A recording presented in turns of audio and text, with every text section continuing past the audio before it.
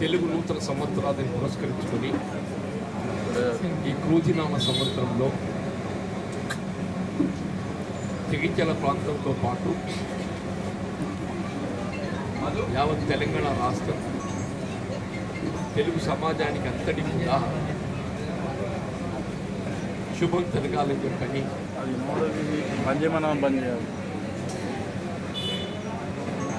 అందరికీ క్షేమం కలిగేలా రాబోయే సంవత్సర కాలం వారు చేపట్టబోయేటువంటి కార్యక్రమాలన్నీ విజయపథంలో పయనింపబడే విధంగా ఆ భగవంతుడు ఆశీర్వచనాలు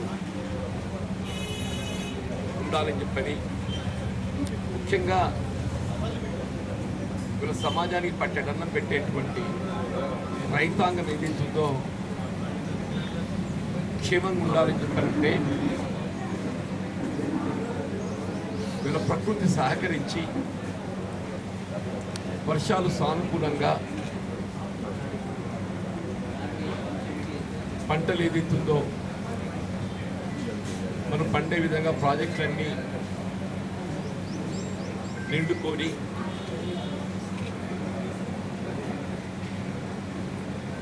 మొత్తం పచ్చదనంతో వెళ్ళి విరిసే విధంగా పంటలు పండటంతో పాటుగా పండే పంటలన్నింటినీ కూడా గిట్టుబాటు ధర లభింప చేయబడే విధంగా శుభం కలుగుతుందని చెప్పి ఆశిస్తున్నాను. అట్లాగే రైతాంగంపై ఆధారపడేటువంటి రైతు కూలీ నిరుపేద వర్గాలైనటువంటి దళితులే కానీ బలహీన వర్గాలే కానీ మహిళలు ఆడబిడ్డలు అల్పసంఖ్యాక వర్గాల వారికి అందరికీ కూడా మరి క్షేమం కలగాలని చెప్పని కోరుతూ ముఖ్యంగా నాకు సంబంధించి ఏదైతుందో దాదాపు నాకు ఈ సుదీర్ఘ 4 దశాబ్దాల ప్రజా జీవితం నేను 1981 ఏదైతే పంచాయతీ సమితి అధ్యక్షుడిగా నా ప్రజా జీవితాన్ని ఆరంభింప చేయడం జరిగిందో ఆనాటి నుండి ఈనాటి వరకు 6 పర్యాయాలు శాసనసభ్యుడిగా ఈ జగిత్యాల శాసన నియోజకవర్గాన్ని ప్రాతినిధ్యం వహించే విధంగా అట్లే ఒక పర్యాయం శాసన మండలి సభ్యుడిగా కూడా అవకాశం పొందడం జరిగింది. అంటే ఈ 4 దశాబ్దాల కాలం నేను ఎన్నికల్లో ఆశించిన ఫలితం పొంది అంటే గెలవడం ఓడవడం అనేది అది ప్రజా తీర్పు. ఆ ప్రజా తీర్పులకు అనుగుణంగా మాకు ఏ బాధ్యత లభించినా కానీ అంటే శాసనసభ్యుడికే కానివ్వండి లేక అధికార పార్టీ శాసనసభ్యుడిగా గెలవగలిగినప్పుడు ఏదైతుందో 83లో అప్పుడు తెలుగుదేశం పార్టీ ఎన్టీ రామారావు గారి మంత్రివర్గంలో మొట్టమొదటిసారిగా మంత్రివర్గంలో అవకాశం లభించడం, తదుపరి ఏదైతుందో వైఎస్ రాజశేఖర రెడ్డి గారి యొక్క మంత్రివర్గంలో కూడా అవకాశం లభించడం, ఈ ప్రాంతానికి ఏదైతుందో మరి సేవ చేసేటువంటి అవకాశం లభించడం నేను నిజంగా అదృష్టంగా భావిస్తానని చెప్పండి. నాకు లభించిన ఈ అవకాశాలకు నాకు ఒక విధంగా తృప్తిగా ఉందని చెప్పండి. అంటే ఇళ్ళవేళలా మనం ఆశించిన ఫలితాలు పొందలేకపోవచ్చు, కానీ లభించినటువంటి ఒక అవకాశంతో ఏదైతుందో ఈ ప్రాంతాన్ని అభివృద్ధి చేసుకోవడంలో చేయబడటం ఏదైతుందో నేను కొంత మేరకైనా సఫలీకృతమయ్యా అనేటువంటి ఒక సంతృప్తిని కలిగి ఉందని చెప్పండి. 83లో నేను మొట్టమొదటిసారిగా శాసనసభ్యుడిగా ఎంపికై మంత్రివర్గంలో అవకాశం లభించినప్పుడు అంటే ఈ ప్రాంతంలో విద్యుత్ సౌకర్యం కూడా పూర్తి స్థాయిలో లేకుండా జగిత్యాల పట్టణ పరిసర గ్రామాలలో కూడా విద్యుత్ సౌకర్యం లేని పరిస్థితులలో పరిసర పల్లెలన్నింటికీ విద్యుత్ సౌకర్యాలు కల్పింప చేయబడే విధంగా చెప్పంటున్నాం. పక్కన ఉన్న గోపాలపేట కానీ పెరగపల్లె కానీ చెప్పులపల్లె కానీ హైదరాపల్లె కానీ ఇతర ఇతర ప్రాంతాల్లో పెగడపల్లి మండలానికి ఆరవెల్లి కానీ ఇలా వివిధ గ్రామాలకు 3 మాసాల కాలంలో విద్యుత్ సౌకర్యం కల్పించడంతో పాటుగా ముఖ్యంగా ఆనాటి నుండి ఈనాటి వరకు ఏదైతుందో గ్రామీణ ప్రాంతం అంటే కులానికి ఎవరైనా రైతాంగం ప్రధానంగా నేను భావిస్తాను చెప్పంటున్నాను. ఆ రైతాంగానికి కావాల్సిన సాగునీటి సౌకర్యం కల్పింపజేయబడటం చెప్పండి. సాగునీటి సౌకర్యం కల్పింపజేయబడటంలో ఎస్ఆర్ఎస్పి శ్రీరామ్ సాగర్ ప్రాజెక్టు కాలువనీరు మరి అందింపు చేయబడే విధంగా ఎప్పటికప్పుడు రైతాంగానికి అండగా నిలవడంతో పాటుగా విద్యుత్తుపై ఆధారపడేటువంటి ఒక రైతాంగానికి కూడా ఏ విధమైనటువంటి సాగునీటికి సమస్య ఉత్పన్నం కాకూడదు అనే ఒక భావనతోని ఈ జగిత్యాల ప్రాంతంలో దాదాపు 33/11 kV సబ్స్టేషన్ ఏర్పాటు చేయడం జరిగిందని చెప్పండి.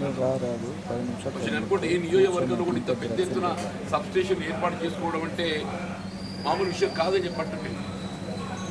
అంటే విద్యుత్ అనేది సమస్య కాకూడదనే భావనతో, లో వోల్టేజ్ సమస్య ఉత్పన్నం కాకూడదనే భావనతో ఏదైతుందో 83లో ఏర్పాటు చేసుకున్న 132 kV సబ్స్టేషన్కు అదనంగా 33/11 kV సబ్స్టేషన్ ఏర్పాటు చేసుకున్న సాగునీటి సౌకర్యం అంటే పండించే పంటకు ఏదైతుందో మద్దతు ధర పొందటంలో రైతాంగానికి అండగా నిలవడం అని చెప్పంటున్నాను.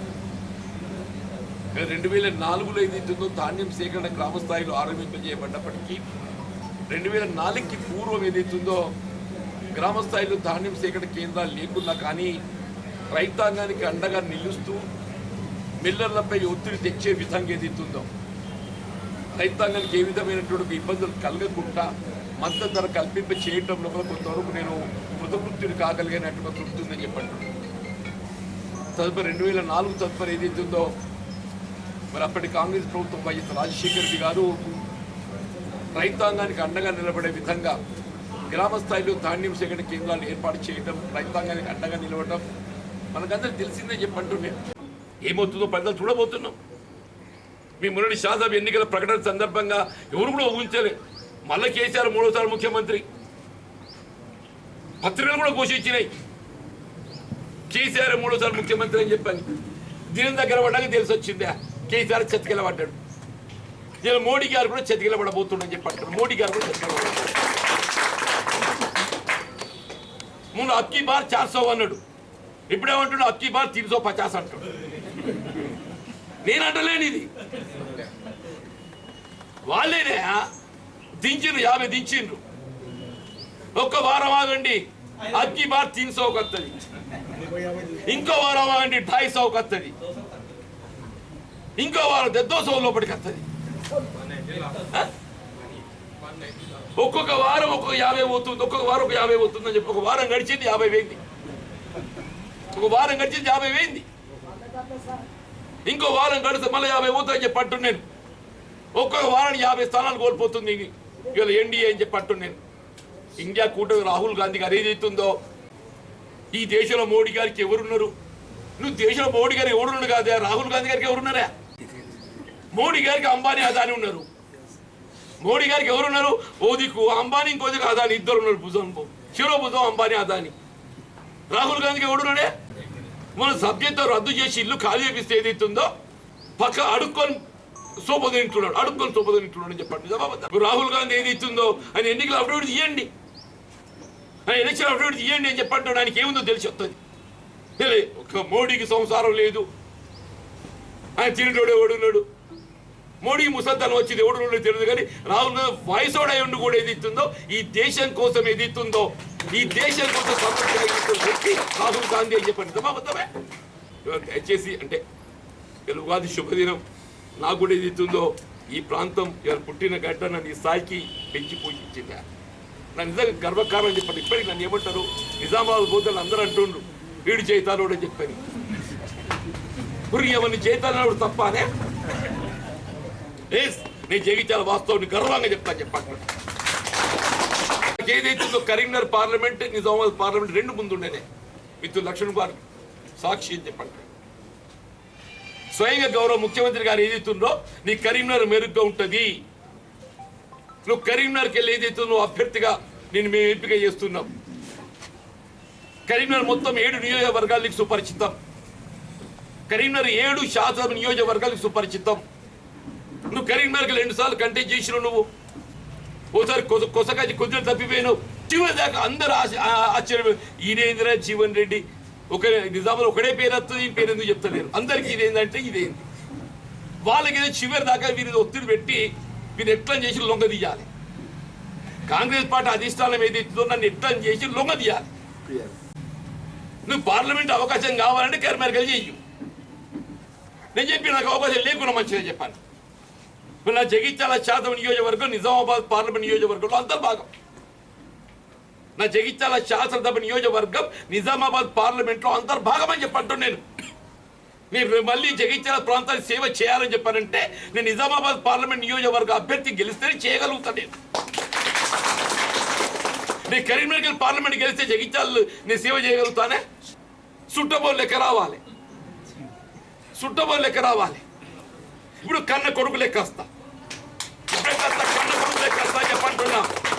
దేవుని దేవాలయ పార్లమెంట్కి ఎంపిక కావడంతో ఏదైతుందో జగిత్యాల నియోజకవర్గానికి ఈ ప్రాంతానికి ఏదైతే అభివృద్ధి పనులు పైన చేయడానికి నేను కన్న కొడుకు లాగొస్తా అని చెప్పంటున్నా. నిజామాబాద్ వాళ్ళు ఏదైతుందో అంతర్భాగం నాకు స్థానికతనే ప్రాతిపదిక అయినట్టయితే నాకు పోటీ చేసే అవకాశం హక్కు కేవలం నిజామాబాద్కి వెళ్ళి మాత్రమే ఉంటుందని చెప్పంటున్నా. నిజంగానే ఏ అభ్యర్థి కానీ స్థానిక ప్రాతిపదికన ప్రాధాన్యత ఇవ్వాలని చెప్పని భావించినట్టయితే ఆ స్థానిక ప్రాతిపదిక నాకు నిజామాబాద్కి వెళ్ళి మాత్రమే ప్రాతినిధ్యం కల్పిస్తుంది, not from any other segment. ఆ విధంగా నేను ఏదైతుందో నా పోటీ అవకాశం రాకుండా మంచిదే చెప్పాను. నేను సంతోషంగా ఉంటున్నాను. I work for the party, I work for the party. ఇన్ని అవకాశాలు కల్పించిందే కాంగ్రెస్ పార్టీ నాకు.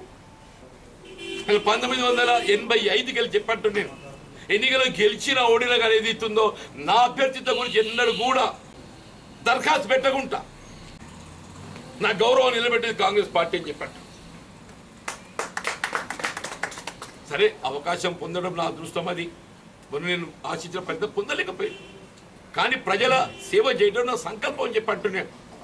ఎమ్మెల్యే గెలవలేకపోయినా చెప్పాను ఏదైతుందో నేను నిర్లక్ష్యం చేస్తలేనే. అదృష్టం కొద్ది గవర్నమెంట్ వచ్చింది, రేవంత్ రెడ్డి గారితో సాన్నిహిత్యమన్నది నాకు. మా మిత్రుడు లక్ష్మణ్ కుమార్ గారు నాకు అండదండగా ఉన్నాడు. ఇంకో పక్క మేడిపల్లి సత్యం ఉన్నాడు, ఆది శ్రీనివాస్ ఉన్నాడు, నాకు శ్రీధర్ బాబు గారు ఉన్నారు, పొన్న ప్రభాకర్ ఉన్నాడు. జగిత్యాల ప్రాంతాన్ని అభివృద్ధి పథంలో పైన చేయటానికి ఈ ప్రాంతాన్ని ఏదైతుందో మొత్తం తెలంగాణలోనే ఒక ఆదర్శవంతమైన అభివృద్ధి చెందిన నియోజకవర్గాన్ని నిలబెట్టడానికి కొరకు అని చెప్పంటారు. నిజామాబాద్ పార్లమెంట్ నియోజకవర్గం నేను నిజంగా చెప్పంటున్నాను స్థానికత ప్రాతిపదికన ఇలా రాష్ట్ర ప్రభుత్వ ప్రతినిధిగా వీళ్ళ కేంద్రంలో రాష్ట్ర హక్కులను పరిరక్షింప చేయటానికి, రాష్ట్ర హక్కులను పరిరక్షింప చేయటానికి రాష్ట్ర ప్రభుత్వానికి వారధిగా కేంద్ర ప్రభుత్వానికి పనిచేయడానికి చెప్పంటున్నా. నాకు అవకాశం లభించిందని భావిస్తున్నాను చెప్పంటున్నా.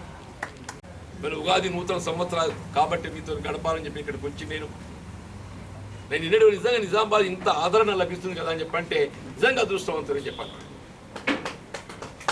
ఒకటే ఉదాహరణ, జగిత్యాల ఏదైతుందో ఇక్కడ ఏ విధంగా మీరు నన్ను అభిమానంగా చూసుకుంటున్న ఈ ఆదరణ ఏదైతుందో నేను నిజామాబాద్లో ప్రతిబింబిస్తుంది. జగిత్యాల ప్రజానీకం నాపై చూపెట్టే ఆదరణ నాకు నిజామాబాద్లో ప్రతిబింబిస్తుందని చెప్పండి. ఏదైనా ముఖ్యంగా మా పాత్రికే సోదరులు నాకు ఇంతవరకు ఏదైతుందో నా మీద గౌరవ సూచకంగా నా మీద ఉండే గౌరవంతో చెప్పంటారు. వయసు రీత్యా పెద్ద మనిషి అని చెప్పిన భావనతో చెప్తున్నా. అంటే వార్తలనే కాదు అన్ని విధాలు కూడా నాకు అండగా నిలిచే విధంగా నాకు ప్రాధాన్యత ఇచ్చింది. నేను ఎన్నడూ కూడా మర్చిపోలేని చెప్పంటున్నాను. నేను ఎన్నడూ బువ్వ కూడా పెట్టలేదని చెప్పంటున్నాను. ఎక్కువ ఛాయ్ పోతా, కొబ్బరి నీళ్ళు పోస్తా, అయినాగా నాపై గౌరవ భావంతో చెప్పంటున్నా. కానీ ప్రజా జీవితంలో ఈ స్థాయికి ఎదగటానికి నిలబడటానికి నా అభిమానులు నా కాంగ్రెస్ కార్యకర్తలు ఏ విధంగా అండగా ఉంటుండ్రో నా పాత్రికేయ సోదరులు కూడా నాకు అంతే అండగా ఉంటుందని చెప్పి తప్పకుండా part of public life media is also part of public life. మీడియాను కూడా ఇది నా సోదరులు భావిస్తా అని చెప్పంటున్నా. మీ హక్కులను కూడా కాపాడటం నా వంతు బాధ్యత భావిస్తా అని చెప్పంటున్నా. మీడియా హక్కులను కాపాడటం, పత్రికా స్వేచ్ఛను కాపాడటం, పాత్రికేయుల హక్కులకు ఏదైతుందో వారికి అమలు చేయబడే విధంగా ఏదైతుందో ఎప్పటికీ మీకు అండగా ఉంటా. నూతన సంవత్సర శుభాకాంక్షలు తెలియజేస్తున్నా. అందరికీ ధన్యవాదాలు చెప్తూ సెలవు తీసుకుంటూ జై హింద్.